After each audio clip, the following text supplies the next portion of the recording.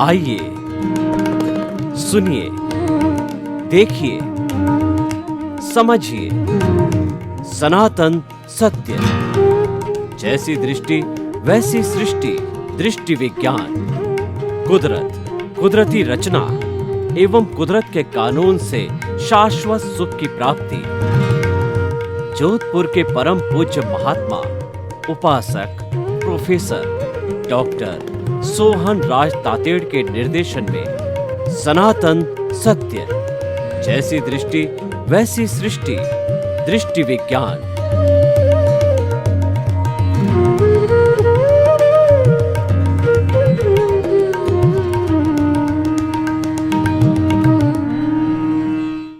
भाई और बहनों, मातृशक्ति को नमन।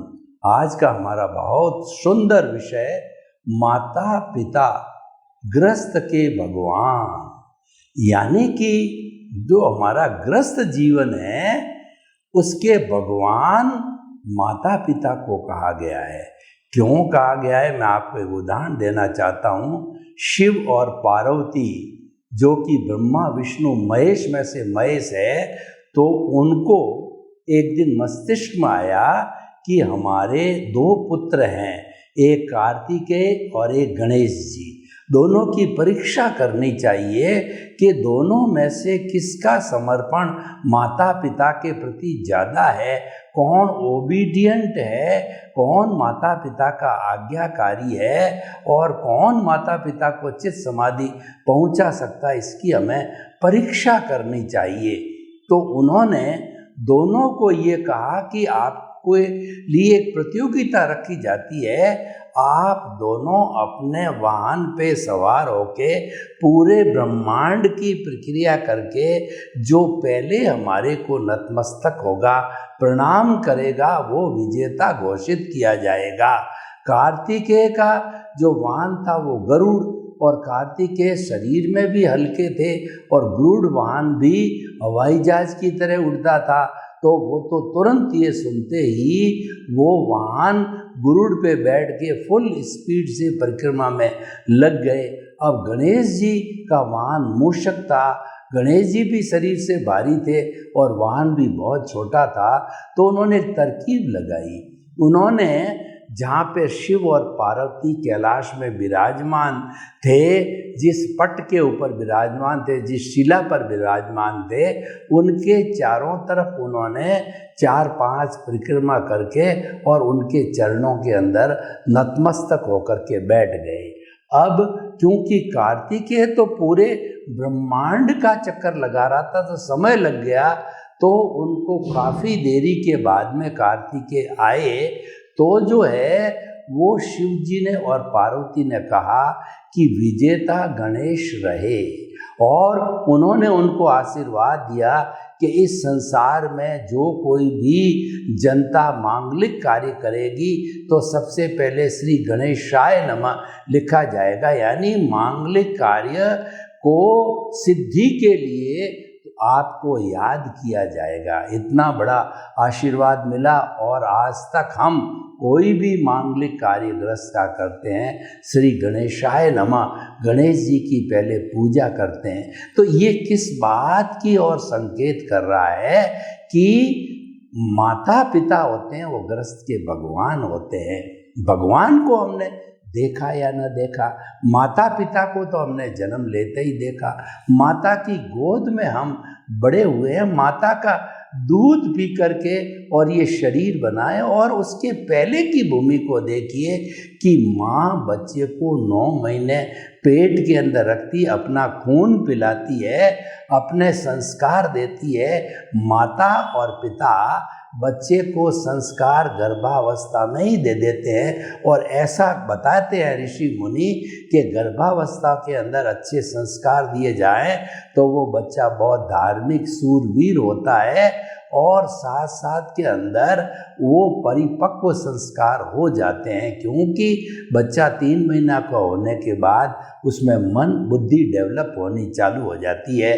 तो आप देखिए सुभद्रा और अर्जुन का देखिए, तो अर्जुन ने जो महाभारत के अंदर युद्ध के अंदर बहुत बड़ा चक्रव्यूह जो कौरवों ने लगाया था उसको भेदने की विधि जो है भीतर अभिमन्यु था जो सुभद्रा के पेट में, तो अर्जुन जो है सुभद्रा को सारी विधि बताने लगे। और ये बात जो है भीतर गर्भ के अंदर अभिमन्यु था, तो उसने सारी बात दग्ध चित्त होकर के अच्छी तरह से सुनी और जो है चक्रव्यूह भेदने का उसको रास्ता मालूम हो गया उसकी एंट्री का। परंतु वो भीतर तो घुस गया। अब बाहर निकलते समय क्या है कि सुभद्रा को नींद आ गई, तो अर्जुन ने बताना बंद कर दिया। यानी भीतर जाने का रास्ता तो मिल गया लेकिन बाहर जाने का रास्ता नहीं मिला। और ये अर्जुन और सुभद्रा को भी मालूम नहीं कि नियति का क्या योग होगा, इसका क्या प्रभाव होगा। तो वास्तव में क्या हुआ कि महाभारत के अंदर जो दुर्भेद जो चक्रव्यूह था वो अभिमन्यु भीतर तो चला गया और सबको जीतता जीतता जो है वो बाहर निकलने का रास्ता नहीं जानता था, क्योंकि उसने सीखा नहीं था माँ की गर्भ में, तो वह अंतिम के अंदर छल करके और मारा गया। तो भाई और बहनों, माता पिता गर्भ में ही संस्कार देते हैं, गर्भ में ही पालन पोषण चालू हो जाता है। और देखिए जब बच्चा जन्म लेता है तो माता पिता को कितनी खुशी होती है। माता पिता जो है अपना सर्वस्व अर्पण अपने संतान के लिए करते हैं। और सबसे प्रिय माता पिता की दुनिया में कोई चीज़ होती है तो संतान होती है। एक उदाहरण आपको बताना चाहता हूँ कि किसी घर के अंदर एक बड़ा धनाढ्य सेठ रहता था। उसके एक बच्चा अभी अभी नवजात पैदा हुआ था। तो क्या हुआ कि जो है वो उसकी आग के अंदर जो है जब लगी तो बच्चा तो आराम से सो रहा था। तो दोनों हस्बैंड वाइफ ने ये देखा कि क्या बहुमूल्य चीज़ है, उसके जो है वो ट्रंक जो थे वो भरे हुए सब बाहर निकाल दिए। और फिर बाद के अंदर उनको ध्यान आया, जब आग बढ़ी भीतर जाने की स्थिति नहीं हुई तो उनको बड़ा अफसोस हुआ कि देखो हमारी बहुमूल्य चीज़, इससे ज़्यादा बहुमूल्य चीज़ तो मुन्ना भीतर रह गया। फिर उन्होंने जो है किसी भी तरीके से दूसरे की मदद लेकर के रिस्क लेके उसको निकाला, पर वो भूल गए और वास्तव में वो चिंतन कर रहे थे कि जो हीरे पन्ने माणक मोती हम बाहर निकाल के लाए उससे भी बहुमूल्य है हमारी संतान होती है। माता जो है वह जो उसका टट्टी पेशाब सब साफ करती है जब तक कि उसको खुद होश नहीं आए। और जब वो भीतर पेशाब करता है, यानी माता तो आले में सोती है और उसको सूखे में सुलाती है कि कहीं उसको सर्दी गर्मी वगैरह लग न जाए। देखिए आगे बच्चा जब थोड़ा साल 2 साल का हो जाता है तो माँ बड़ी प्रसन्न होती है, तुतली भाषा के अंदर उसको जो है ABCD सिखाती है, तो वो मदर टंग कहलाती है। जिस जो है भाषा में माता बच्चे को सिखाती है वो मदर टंग कहलाती है। और ऐसा कहा जाता है कि माता जो है बच्चे की प्रथम पाठशाला होती है, क्योंकि साल 2 साल का तो स्कूल जा नहीं सकता, तो उसकी जो है क्लास है उसके बोलने से ही चालू हो जाती है। और माता जो है टीचर होती है। और पिता के लिए कहा गया है पिता एक अम्ब्रेला होता है। अम्ब्रेला हमारी सर्दी से, गर्मी से, बरसात से, आंधी से, तूफान से सबसे रक्षा करता है। तो पिता एक सुरक्षा कवच होता है संतान के लिए।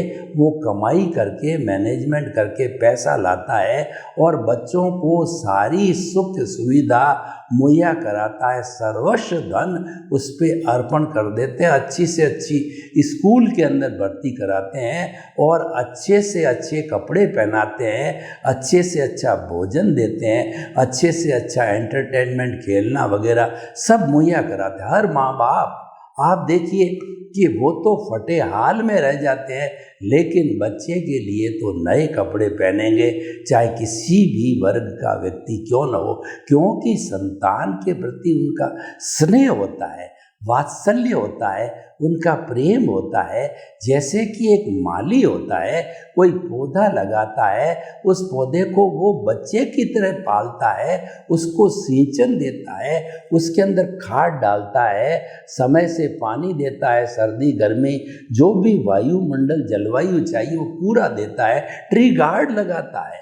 और जब वो स्वयं अपने पैरों पर जो पेड़ खड़ा हो जाता है, उसका तना मजबूत हो जाता है, तब वह बहुत जो है वो खुश होता है।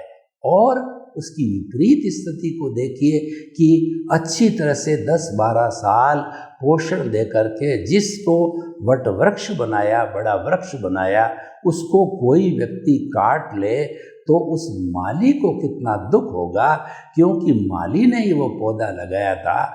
उसी तरीके से कोई बच्चा अगर कपूत निकल जावे या जो है चल बसे तो माता पिता को कितना दुख होता है, वो माता पिता ही जानते हैं। तो भाई और बहनों, किसी भी दृष्टि से देखिए, जब तक कि बच्चा पैरों पर खड़ा नहीं हो जाता, माता पिता पूरे चिंतित होते हैं। और बेटी होती है तो बेटी जब रजस्वला होती है, जवान हो जाती है, तो माता पिता चिंता करते हैं कि इसके लिए योग्य वर ढूंढना चाहिए। उसमें वो चिंतित रहते हैं और कोशिश करते हैं और जल्दी से जल्दी उसको ससुराल भेजने की कोशिश में रहते हैं, क्योंकि जो पुत्री होती है वो पराया धन कहा जाता है। पुत्री दो घर को विकसित करती है, पीहर को और ससुराल को। इसीलिए लड़कियों को पढ़ाया जाना चाहिए, सुसंस्कारित किया जाना चाहिए। और सरकार ने भी आजकल सारी सुरक्षा कर दी है, नारा दिया है, बेटी बचाओ बेटी पढ़ाओ। बेटी की भ्रूण हत्या के ऊपर कड़ा से कड़ा कानून लगा दिया है।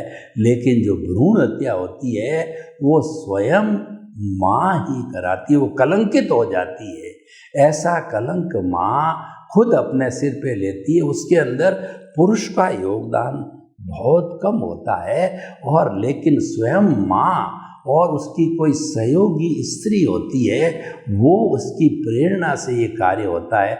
लेकिन कितना बड़ा कलंक का काम होता है कि माँ जो है बेटी को गर्भ से बाहर आने के पहले पहले उसकी हत्या करवा देती। क्यों करवाती है कि आज समाज के अंदर दहेज एक कुप्रथा बन गई है।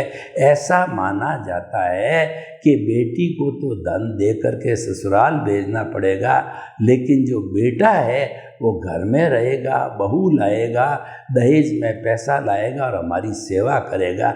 लेकिन जो रिजल्ट बताते हैं कि प्राय घरों के अंदर जो ज़्यादा चिंता करने वाली होती है वो बेटी होती है। बेटी ससुराल में भी बैठी बैठी माता पिता का हित चिंतन करती है, उनके प्रति मंगल कामना करती है, और उनका कभी भी थोड़ा बहुत स्वास्थ्य ऊंचा नीचा हो जावे वो तुरंत भागती है, क्योंकि बेटी का स्नेह माता पिता और ख़ास तौर से पिता के प्रति बहुत अधिक होता है।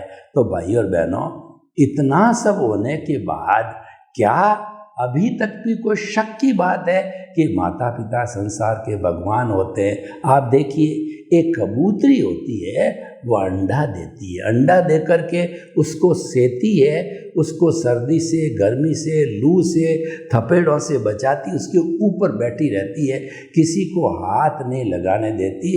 तो उसकी गर्मी से, उसके स्नेह से जो है वह अंडा फूटता है, उसमें से चूजा निकलता है, और वह चूजे को किसी नीड में, घोंसले में सुरक्षित रख देती है ताकि कोई जानवर वगैरह खा न जाए। ऊंचाई पे रखती है उसको, जो घूम फिर करके दाना लाती है, पानी लाती है, उसको बड़ा करती है और फिर उसको उड़ाने का प्रयास करती है। जब वो थोड़ा 1 बार 2 बार 5 बार 10 बार, जब वो कबूतर जो है बच्चा उड़ने लग जाता है, तब कबूतरी होती है वह निश्चिंत हो जाती है। और जब पूरा परफेक्ट हो जाता है तो उसके बाद में कबूतरी जो है, हमारे आगमकार कहते हैं कि वह जो है बच्चा उड़ जाता है, उसके बाद में कबूतरी और उसका बच्चा कभी मिलता है या न मिलता है, निमित्त भाव से वह अपने बच्चे की सेवा करती है। तो हमें भी निमित्त भाव से अपने संतान को पैरों पर खड़ा करना चाहिए और पैरों पर खड़ा होने के बाद में माता पिता का दायित्व समाप्त हो जाता है और उसके बाद उसकी संतान का दायित्व चालू होता है। क्योंकि जिस समाज में हम जीते हैं वह परस्पर गुरु जीवानाम के सिद्धांत पर, जियो और जीने दो के सिद्धांत के ऊपर आधारित है, उस गिव एंड टेक के ऊपर आधारित है। तो माता पिता ने 25 साल 30 साल बच्चे पर लगाए, तो उनकी खूब सेवा करी, शुश्रूषा की। अब उस बच्चे का दायित्व है कि माता पिता जब तक जो है वो 60 वर्ष के हो जाते हैं, बुजुर्ग होने लग जाते हैं, हो जाते हैं अपने अपने शरीर की अवस्था के अनुसार, तब वो शरीर है वो सेवा मांगने लग जाता है। तो बच्चों का दायित्व होता है कि जब आपको सर्वस्व अर्पण उन्होंने किया, और देखिए सबसे बड़ी बात है कि बेटे के नाम के पीछे होता है सन ऑफ। किसका बेटा है? वह सन ऑफ लगता है, डॉटर ऑफ लगता है, क्योंकि वह उसके पीछे उसकी पहचान होती है। माता पिता उसको पहचान देते हैं, पालते पोसते तो ही है, लेकिन उसको समाज में पहचान वो देते हैं। और शादी ब्याह में माता पिता की प्रतिष्ठा का लाभ बच्चों को बहुत ज़्यादा मिलता है। तो अब देखिए कि अब बाद की स्थिति क्या होती है। जब बच्चा पैरों पर खड़ा हो गया तो वर्तमान का हम सिनेरियो देख रहे हैं कि आजकल प्राय बच्चे जब शादीशुदा हो जाते हैं तो माता पिता को साथ में रखना कम पसंद करते हैं, या तो वृद्धाश्रम के अंदर भर्ती करा देते हैं, या जो है अकेले अपने पुश्तैनी घर में उनको छोड़ देते हैं भगवान के भरोसे, और खुद अपने बंगले में रहना चालू कर देते हैं। और कई लोग तो ऐसे पाए गए हैं कि वो कुंभ के मेले में माता पिता को छोड़ करके आ जाते हैं कि आपको हम जो है दर्शन करा के ले जाते हैं, मेले में भगवान भरोसे छोड़ के आ जाते हैं। और कई जो है माता पिता को घर में जो है बंद करके विदेश के अंदर चले जाते हैं। बहुत से बच्चे आजकल विदेश में सेटल्ड हो गए, तो वो माता पिता की कोई केयर नहीं करते हैं कि माता पिता को क्या तकलीफ है। और देखिए बच्चा चाहे अमेरिका रहे, चाहे हिंदुस्तान में रहे, चाहे पास रहे, चाहे दूर रहे, वो कैसे भी माता पिता की सेवा कर सकता है। देखिए कि अगर मान लो वो दूसरी जगह रहता है अपने जॉब के लिए, फैमिली के लिए, तो वो माता पिता के लिए गाड़ी की व्यवस्था, नौकर की व्यवस्था, भोजन बनाने वाली बाई की व्यवस्था, वो सारी व्यवस्था अपने स्तर पर कर सकते हैं। खर्चा जरूर लगता है, लेकिन वो सारी व्यवस्था यानी माता पिता को चित्त समाधि पहुँचे ऐसा वातावरण वो तैयार कर सकते हैं, तो वो सपूत बच्चे कहलाते हैं। लेकिन बच्चे आजकल प्राय ऐसे होते हैं, संतान लड़के, जो कि माता पिता की केयर नहीं करते, बल्कि माता पिता से सेवा लेते हैं और माता पिता को गालियाँ बोलते हैं। पर अब क्या किया जाए, जैसा सृष्टि का नियम है कि जैसा जैसा अपना हिसाब होता है वैसा करते हैं। परंतु कुल मिलाकर के न्याय की बात कहें तो माता पिता संसार के भगवान होते हैं। और ये वृद्धाश्रम का कॉन्सेप्ट हमारे हिंदुस्तान में कॉन्सेप्ट है ही नहीं। वेदों को उठा करके आज तक देख लीजिए, आपको मालूम पड़ेगा कि माता पिता के लिए वृद्धाश्रम का कहीं कॉन्सेप्ट हमारी भारतीय संस्कृति में नहीं, क्योंकि वो तो एक अम्ब्रेला है। और माता पिता नहीं होते हैं तो बच्चा अनाथ कहलाता है। और माता पिता चाहे कितनी उम्र के हो, चाहे स्वास्थ्य भी उनका चाहे घर में जो है वो बिस्तर पर बैठे रहते हैं, तो वो बच्चा सनाथ कहलाता है। और बच्चे को भी जोश रहता है कि मेरे माता पिता मौजूद है, मुझे चिंता करने की क्या जरूरत, मेरे भगवान मेरे साथ में है और मेरे को जन्म देने वाले मेरे साथ में हैं। कोई भी तकलीफ हो तो उनकी गोद में वो बैठ करके और अपने दुख को दूर कर सकता है। लेकिन देखिए दिनों दिन सिनेरिया खराब हो रहा है और हमारी जो हिंदुस्तान की प्राच्य संस्कृति, उसके ऊपर पाश्चात्य संस्कृति का प्रभाव पड़ रहा है। पाश्चात्य संस्कृति में फैमिली नाम की कोई विशेष व्यवस्था नहीं है। वहाँ तो eat drink and B Mary की संस्कृति है। चाहो जब किसी के साथ में जो है प्रेम कर लो, मैरिज कर लो, कोर्ट मैरिज कर दो, छोड़ दो। और रोज़ एक स्त्री कई बार कई पति करती है और कई छोड़ती है। और उनके बच्चों का तो ऐसा हालत है कि बच्चे तो जो है वो जो गवर्नमेंट के बनाए हुए होम्स होते हैं उसी में ही पाले जाते हैं। तो यानी कि उनको जो हमारा फैमिली सिस्टम है वैसा विश्व के किसी कोने में नहीं है कि माता पिता के साथ में और शादी के बाद के अंदर बच्चे का कितना मल्टीप्लिकेशन होता है रिलेशंस का।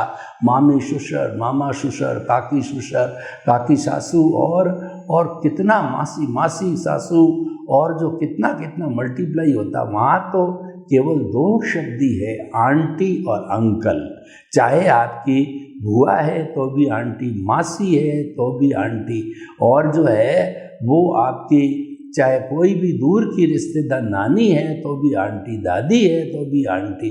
तो इस तरीके से वहाँ रिलेशंस को इतना महत्व नहीं दिया जाता जितना हिंदुस्तान में दिया जा रहा है। तो वो पाश्चात्य संस्कृति हमारे देश में धीरे धीरे फैल रही है और वो हावी हो गई है। इसी प्रभाव के कारण हमारा फैमिली सिस्टम जो कि विश्व में अद्वितीय है वो आज चरमरा रहा है। आज इस बात की आवश्यकता है कि हमारे न्यूक्लियर फैमिली को रोकने के लिए हमारा जो पाश्चात्य संस्कृति का जो प्रभाव है इसको रोकना चाहिए। और मैं आपको बताता हूँ ये तो हमारी सोच ही गलत है कि न्यूक्लियर फैमिली में आदमी अधिक आज़ाद रहता है और अधिक स्वतंत्रता, ऐसी कुछ नहीं है। अब आप देख लिए कितना मजबूर, कितना स्वतंत्र होता है न्यूक्लियर फैमिली वाला, कि जो हमारे फैमिली जॉइंट फैमिली सिस्टम में कितने भाई होते हैं, अंकल होते हैं। अगर कोई व्यक्ति एक बीमार हो जावे या 4-6 महीने बाहर चला जावे तो उसके काम का प्रभाव कुछ नहीं पड़ता है, उसके शेयर में, उसके हिस्सेदारी में कोई फर्क नहीं पड़ता। लेकिन अगर न्यूक्लियर फैमिली का एक ही व्यक्ति हो तो वही कमाने वाला, वही बीमारी को अटेंड करने वाला, वही बच्चों को छोड़ने वाला, वही बच्चों को लाने वाला, और इस तरीके से जो है पूरा भार उस अकेले पे होता है तो वो बहुत बड़ा टेंशन फील करता है और तकलीफ़ महसूस करता है और उसको कोई भी सुख की अनुभूति नहीं होती है। खाली ये लगता है कि हम अलग है, स्वतंत्र है। लेकिन वास्तविक स्वतंत्रता तो ये है कि हमारे मन में प्रसन्नता होनी चाहिए, मेंटल पीस होनी चाहिए। और माता पिता होते हैं तो आपकी शांति को वो कहाँ पर जो है वो डिस्टर्ब करते हैं। आप आराम से जा सकते हो, कर सकते हो। माता पिता को तो रेस्पेक्ट चाहिए, माता पिता को तो चित्त समाधि चाहिए, माता पिता को तो अपना रोटी, कपड़ा, मकान और चिकित्सा, ये जो वस्तुएं जो कि उस वक्त की आवश्यकता होती वो चाहिए। या कोई वो डोनेशन, दान पुण्य करना चाहते हैं और कोई ज्ञान की बात को बढ़ाना चाहते हैं तो उसके लिए आपकी हेल्प चाहिए। तो हम आपको कहना चाहते हैं कि आप किसी भी दृष्टि से, सामाजिक दृष्टि से देखिए, दार्शनिक दृष्टि से देखिए और आध्यात्मिक दृष्टि से देखिए, किसी भी दृष्टि से कोई यह नहीं कह सकता कि माता पिता संसार के भगवान नहीं होते हैं। ऐसा कोई नहीं कह सकता। और देखिए, अगर आप माता पिता के अंदर शुद्ध आत्मा का अनुभव करते हो तो ये प्योरली अध्यात्म विज्ञान हो गया कि आप उनकी जो है वो शुद्ध परमात्मा स्वरूप आत्मा को देख करके और उनके प्रति मंगल भावना करते रहो, क्योंकि उन्होंने भी आपके प्रति मंगल भावना की है। तो किसी भी दृष्टि से ये कॉन्सेप्ट कि माता पिता संसार के भगवान हैं, इसको गलत नहीं कहा जा सकता, ये उचित ही है। और ये हमारी भारतीय संस्कृति का हार्द कहा जाता है, भारतीय संस्कृति का केंद्र बिंदु है। तो जो हमारे ये रॉन्ग बिलीफ आ गई है कि माता पिता की सेवा नहीं करना, उनको अकेला छोड़ना, वृद्धाश्रम में डालना, उनकी चित्त समाधि का ध्यान नहीं रखना, ये जो मूल्य खो गए हैं पुराने मूल्यों को पुनः स्थापित करना चाहिए। उसके अंदर हमको सुख की अनुभूति है। माता पिता कभी भी आपका अहित नहीं करते, अहित नहीं चाहते, क्योंकि माता पिता के तो वो कलेजा का टुकड़ा होता है। चाहे बच्चा 60-70 वर्ष का हो जावे, माता पिता वृद्ध हो जावे, तो वो तो उसके एक बच्चे के समान ही होता है। उसके मन में तो वही भाव है। और बच्चे को भी देखो, चाहे 60-70 साल का वो स्वयं भी बूढ़ा हो जाए और उसके माता पिता अगर मौजूद होते हैं वो भाग्य से, तो वह भी समझता है कि मैं तो अभी छोटा बच्चा ही हूँ, उनकी गोद में बैठे जैसा ही हूँ। क्योंकि ये जो माता पिता और बच्चे का रिलेशन जो है, ये अद्भुत रिलेशन है, ये अमूल्य रिलेशन है। और सबसे बड़ी बात हम आपको बताते हैं, आपको दुनिया में कौन लाया, आपको इस जगत के अंदर लाने वाले कौन है? लाने वाले ही आपके माता पिता। ये बात अलग है कि सारा सहयोग कुदरत का है, वो करती है, लेकिन वो निमित्त तो बनते ही हैं। तो हमें उनकी चित्त समाधि पहुँचे, उनको सही मायने में संसार के भगवान के रूप में पूजनीय मानना चाहिए। सर्वे भवन्तु सुखिनः, सर्वे सन्तु निरामया। लोक के सब जीवों को सुख मिले, शांति मिले, आनंद मिले, प्रेम मिले, सौहार्द मिले, और सभी हम अपने ग्रस्त जीवन को अच्छा बना करके और मुक्ति को प्राप्त हो। आपके प्रति नहीं।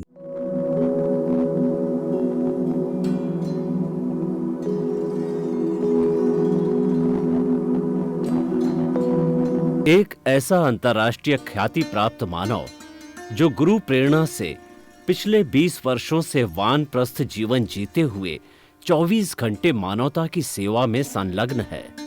एक ऐसा मानव जो अभी राष्ट्रीय, अंतर्राष्ट्रीय टीवी चैनलों पर 7,500 एपिसोड के माध्यम से सनातन सत्य, आत्मविज्ञान एवं पुनरुत्थान, व्यवहार एवं निश्चय जगत के जीवनोपयोगी विषयों पर हृदय स्पर्शी प्रवचन कर चुका है। उस मानव का नाम है महात्मा उपासक प्रोफेसर डॉक्टर सोहन राज तातेड़। प्रोफेसर तातेड़ द्वारा योग, दर्शन, शिक्षा विषयों पर रचित पीएचडी स्तर के 250 शोध ग्रंथ भारत के 100 प्रतिष्ठित विश्वविद्यालयों में शोधार्थी पढ़ रहे हैं तथा वे सभी शोध ग्रंथ वहां की सेंट्रल लाइब्रेरियों में उपलब्ध हैं। महात्मा सोहन राज ने अभी तक हजारों स्कूलों, कॉलेजों, विश्वविद्यालयों एवं संस्थाओं में सेमिनार, वर्कशॉप, कैंप लगाकर लाखों विद्यार्थियों को योग, दर्शन, शिक्षा का प्रशिक्षण देकर उन्हें सुसंस्कारित किया। डॉक्टर तातेड़ ने भारतीय संस्कृति उत्थान के 4000 से अधिक समसामयिक विषयों पर आर्टिकल लिखकर ऑनलाइन जर्नल, पत्रिकाओं, वेबसाइट्स पर प्रकाशित किया, जिसका उपयोग लाखों पाठक कर रहे हैं। उपासक तातेड़ के 5000 से अधिक आज का सुविचार, आज का शुभ संदेश, आज का मंगल भावना योग आदि चिंतन websites, Twitter, blogger, Facebook, YouTube माध्यमों से लाखों लोग अपना जीवन निर्माण कर रहे हैं। मानवता के मसीहा ऐसे महामानव महात्मा सोहन राज तातेड़ के प्रोफाइल को अभी तक विश्व के 20 लाख दर्शक यूट्यूब पर, 12 लाख गूगल पर एवं लाखों दर्शक फेसबुक, ब्लॉगर, ट्विटर और इंस्टाग्राम पर देख चुके हैं।